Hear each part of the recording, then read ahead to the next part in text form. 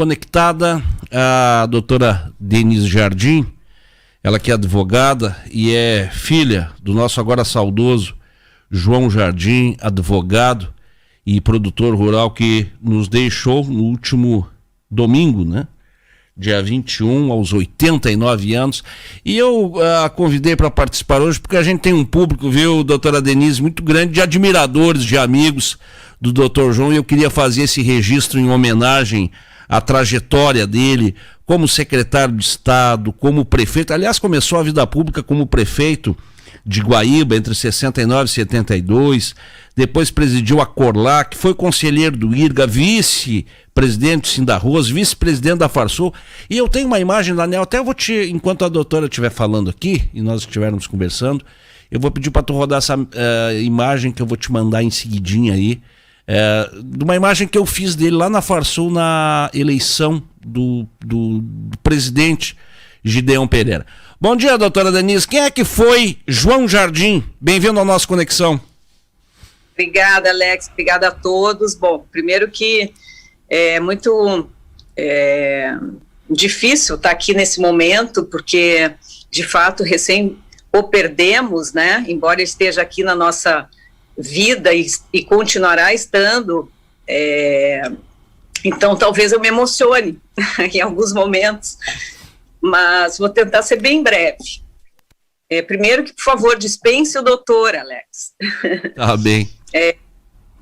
Bom, meu pai, para mim e para todos que o conheciam, né, sobretudo a família, a minha mãe, com quem ele viveu 65 anos e foi uma baita parceira dele, eles eram realmente muito companheiros. Meu pai, ele era um homem de valores nobres, nobríssimos, raros, eu diria, né? Um homem bom, leal, tinha um coração sem limites, trabalhador incansável, um homem absolutamente ético, isento, sempre disposto a ajudar o outro, sempre voltado para as causas grandes. Ele era um homem público, embora ele fosse um produtor rural, e uma atividade que ele desempenhou com muito afinco e muito bem, como produtor rural. Um homem inteligente, uma personalidade forte, ele era bravo, corajoso. Não que ele, aliás, eu não lembro, até me desculpa, não sei se foi o Ivinho, o Marculinho, Leonardo, que vem nos mandando as mensagens, né, que a gente vem recebendo em homenagem a ele, e eu não lembro quem falou que teve a oportunidade de trabalhar com meu pai por muitos anos, e dentre várias qualidades, ele falou, ele era um homem, não que ele não tivesse medo, mas ele os enfrentava. Então, eu só posso dizer que realmente, assim, meu pai foi não por ser meu pai, porque nós éramos muito amigos, e eu estou tentando ser muito imparcial aqui ao falar nele. Sim. Ele era fora de série, ele era fora da curva, ele nasceu para servir, ele nasceu para servir ao coletivo, ao próximo, aos mais necessitados. Tem duas passagens que eu acho interessante lembrar, e ele, jovem com a minha mãe, ainda eram noivos, ele passava, toda vez que eles passavam por uma parada de ônibus, ou volta e meia passavam por uma parada de ônibus, ele falava, Ney, olha essa gente que nos comove, todos simples ali, esperando o seu ônibus para ir ao trabalho. Essa gente precisa ter, no mínimo, o básico, educação, moradia, trabalho, dignidade. Então, esse era o meu pai. E mais duas coisas que eu acho assim que eu vou, fora inúmeras que eu vou levar comigo, enquanto prefeito de Guaíba,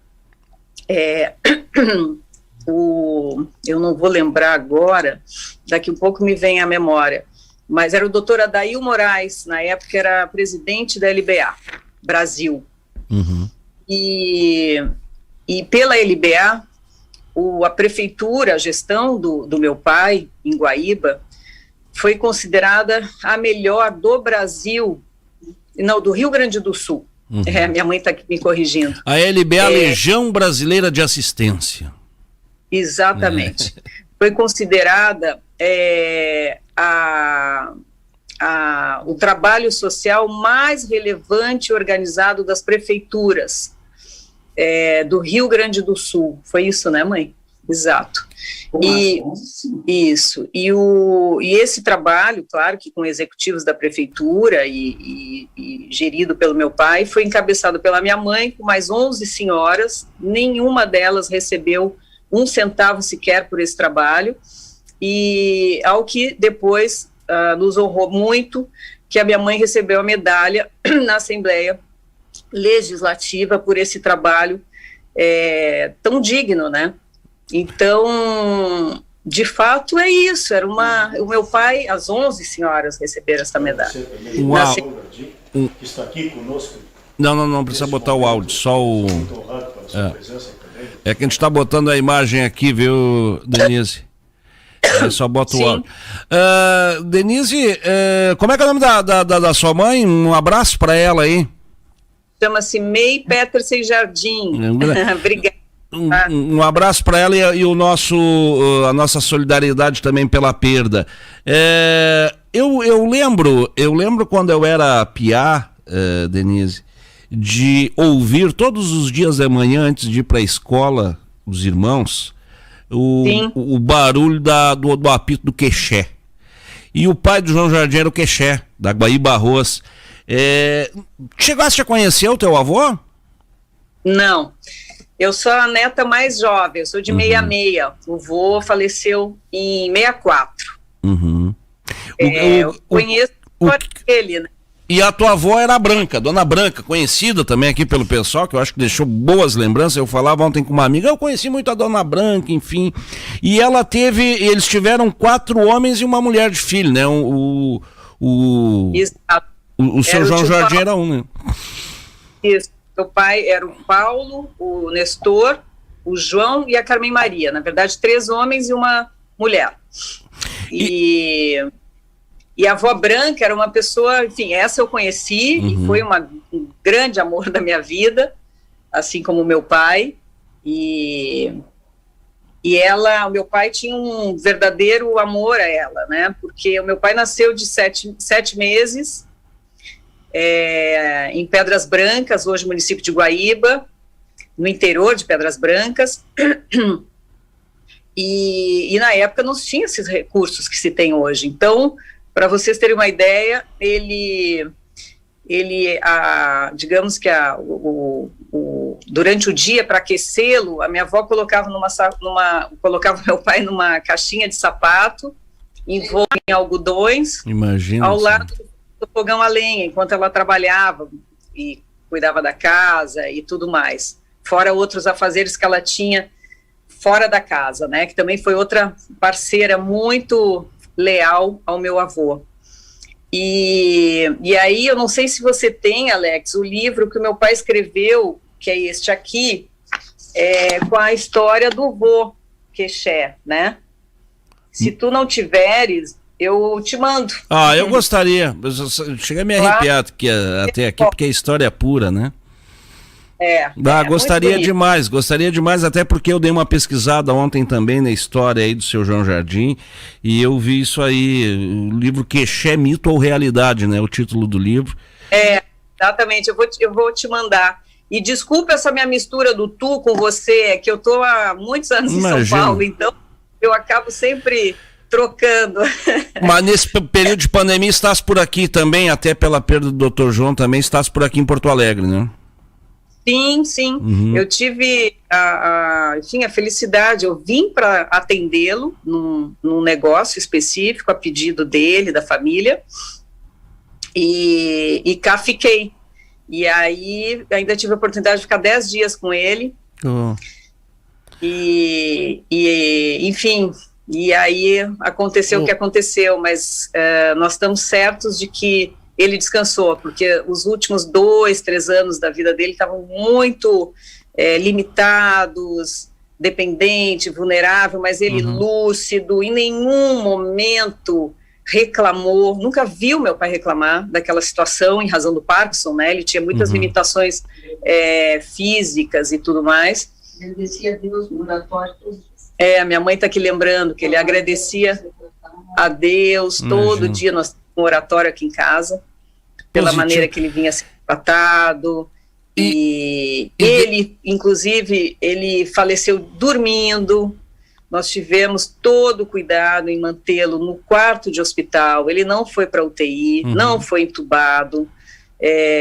Não que isso não tenha ou não deva ser feito, mas dele não era a indicação. Ele contraiu a Covid, né, Denise? Sim, ele pegou Covid, eu peguei Covid, eu estou me recuperando de uma pneumonia, mas pude estar com ele, pude me despedir dele. Inclusive, na última conversa que nós tivemos, ele no hospital e eu isolada, desculpa, ele perguntou como é que está a colheita. Foi as últimas frases dele. Eu falei, pai, está indo muito bem, arroz terminou, agora começa a soja, nós temos, falo nós, e para ele, o nós sempre é o coletivo, né? Não é só ele, a família dele, nós, Rio Grande do Sul, estamos tendo uma colheita fantástica, e ele falou, Denise, e o preço do arroz, como é que está? E da soja? Eu falei, e ele, para mim, procura fazer uma boa média de preço, né? Então, foram as últimas palavras que eu escutei dele, ou seja, até ali no finalzinho, ele estava... Sempre ligado, né? Atento. E Denise, essa trajetória dele como produtor, ele foi o homem realmente de botar o pé no barro, de ir para a vala mesmo, fazer canal, e ele inclusive tinha uma ideia que ele apresentou até numa entrevista lá em 2010, se eu não me engano, para a Página Rural, e ele colocava que o meu sonho é fazer uma homenagem, fazer um monumento para o produtor de arroz, do tipo, ele carregando uma... Aguador. Isso, carregando uma garrafa de café de um lado, a marmita do outro, a pá, carregando. Ele tinha essa identificação muito grande com o peão mesmo, com o homem que está lá na lida, né? E aí ele se torna também empresário, produtor, não só aqui também na região, no Alegrete também. Nos conta um pouquinho dessa trajetória aí, Denise, dele como produtor e empresário. Sim. Olha, ele... realmente ele teve uma trajetória bonita, né? Ele tinha, como o meu avô faleceu cedo, bom, primeiro que ele e os irmãos todos trabalharam junto com o vô, né? E como peões.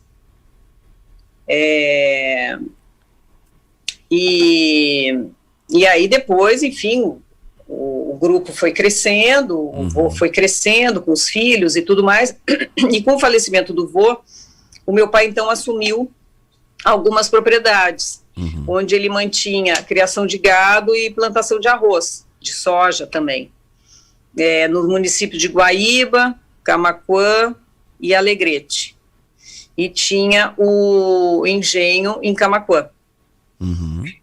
E com essa dedicação dele muito grande ao coletivo, como servidor público, ele, de fato, ninguém é perfeito, né, Alex? Então, sabe, o meu pai se descapitalizou bastante, ele não era um empresário nato, e nisso, então, ele acabou delegando, né, a algumas atividades, mas até o final da vida dele, eu diria que até, como eu te disse, no hospital ele estava querendo saber de preço de arroz, de soja, ele estava ligado e atento aos negócios dele.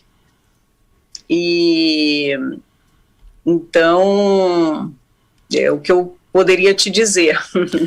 O Marcolin me falou, o Marcolin gostava demais dele, tanto que ele foi o primeiro a dar notícia para nós. A gente tem um grupo de Conexão Rural, reúne ali produtores, amigos, e o Marcolin foi o primeiro a dar notícia. E depois eu conversava com o Marcolin, ele me dizia o seguinte: olha, o doutor João, ele era de uma generosidade tão grande, um coração tão bom, que ele muitas vezes deixou de ganhar e até perdeu por sê-lo assim. Isso dá uma ideia, né, do caráter realmente, e a gente vê por esse pessoal, claro, os mais jovens não tiveram muito contato com ele, agora o pessoal aí que conviveu com ele só tem referências boas. E que coisa boa, né, Denise, que coisa boa quando alguém que parte, como tu disseste aí, foi descansar, porque ele realmente estava sofrendo nesses últimos 2 anos aí, como tu disseste, mas é um orgulho muito grande para um filho, é um orgulho muito grande para a família, é aquela coisa, né, de deitar no travesseiro e dormir tranquilamente por ter feito mais do que um dia bom, né, uma vida inteira boa, e eu acho que isso que é o mais importante, é o que realmente fica para nós, né, no caso de vocês, né. Tenha dúvida, é o exemplo de um grande homem, e eu tenho certeza que por onde ele passou, como o gaúcho diz, né, por este Rio Grande, ele só semeou coisas boas. Eu não tenho dúvida disso. E isso para mim e para todos nós é um motivo de muito orgulho, de muita felicidade, de alegria. Ele, voltando ao assunto, né, do campo, eu lembro da preocupação que ele tinha há muitos anos de manter o homem do campo no campo, porque estava havendo muito êxodo rural, né, e como hoje ninguém mais quer quase ficar no campo, todo mundo quer, mesmo o pessoal que trabalha, geralmente já mora ali na cidade e tudo mais. Ele fala, nós precisamos criar escolas técnicas, desenvolver escolas técnicas para que o homem do campo, sua família, permaneçam lá. Como prefeito, ele desenvolveu uma em Bom Retiro. Minha mãe está dizendo aqui, como prefeito, ele desenvolveu uma em Bom Retiro. Então, Inclusive, Denise, em 2018 ele entrega um documento ao então secretário Hernani Polo, documento do qual ele tem um projeto com várias questões ali, uma delas é essa, e fecha com o que tu estás dizendo, a manutenção, a permanência do homem no campo tinha como principal objetivo esse documento que ele entregou nas mãos, e até a gente mostra a foto nesse momento dele entregando para o então secretário da Agricultura, Hernani Polo. Que bacana, exato. Eu nem sabia disso, tanta coisa que a gente nem sabe, né? E aí, como, digamos assim, nessa trajetória dele, ele, enfim, recebeu inúmeras homenagens, condecorações e muitas medalhas, e eu destacaria aí 3 que me parece que são bem importantes e representativas, que é a medalha Cis Brasil, a medalha Pacificador do Exército, e este prêmio do Aguador, né, que realmente tem uma importância muito grande. Eu nem sabia exatamente o significado, aí ontem o Sérgio, meu cunhado, me mandou um textinho do que significa exatamente esse prêmio, digamos assim. É muito bonito, porque tem uma ligação com o meio ambiente, com IRGA, com produção, etc. e tal. E então, de fato, Alex, eu vou te dizer assim, é muito, eu me sinto lisonjeada, presenteada por ter tido o pai que eu tive. Vocês são quantos irmãos? Minha mãe, meus cunhados, sobrinhos, e porque ele deixou netos e bisnetos, né? Quantos irmãos tu tens, Denise? Nós somos em 4 irmãs, aí a mais velha é Iracema, depois vem a Branca, a Virgínia e eu.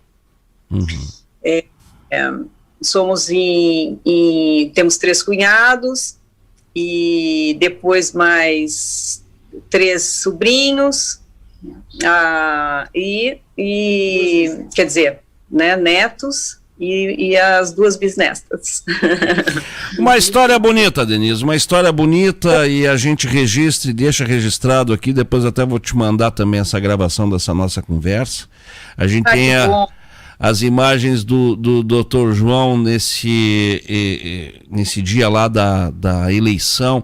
Eu creio que esse ano foi do ano de 19, agora não me lembro se foi 19 ou 18, mas foi na eleição, na Farsul, e essas imagens foram feitas por mim, e eu me lembro que o Dr. Gideon Pereira valorizou muito a presença dele, tem um respeito muito grande pelo Dr. João, agora pela memória dele, e ele citou, inclusive vou te mandar também isso aí, ele citou ali aparece ali o Ivinho, que é sobrinho, né, do Dr. João, e o Gideon Almeida.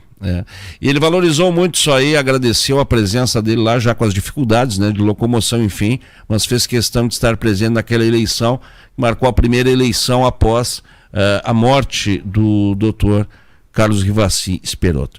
Te agradeço muito, Denise, e força aí para a família. Claro que ninguém quer perder, né? Ninguém quer perder, 89 anos, 100 anos, 60, ninguém quer perder, mas se serve como um atenuante, né, dessa dor até, é isso aí que nós falamos agora há pouco, né, tu olhar uma história bonita e aplaudi-la, eu acho que isso que é mais importante na vida da gente, teu pai teve isso.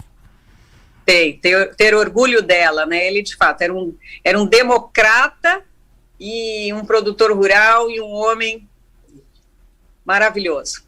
E eu te agradeço pela oportunidade. Imaginei, eu que agradeço a tua atenção, hein? Um abraço de novo aí pra tua mãezinha aí, que ela fique com Deus e que tudo dê certo aí daqui pra frente, tá? Nossa. Um abração grande. Bom fim de semana. Um bom final de semana a todos. Ô, Daniel, eu falei então aí com Denise Jardim, filha do nosso saudoso agora João Salvador Jardim. Deixou história esse homem, hein? Fez história, hein? Que coisa interessante, né? Os homens partirem assim, deixando esse legado. Porque às vezes se faz tanta coisa errada nesse mundo, e quem passa tranquilo, incólume, a gente tem que realmente aplaudir. E esse é um dos objetivos também do nosso programa.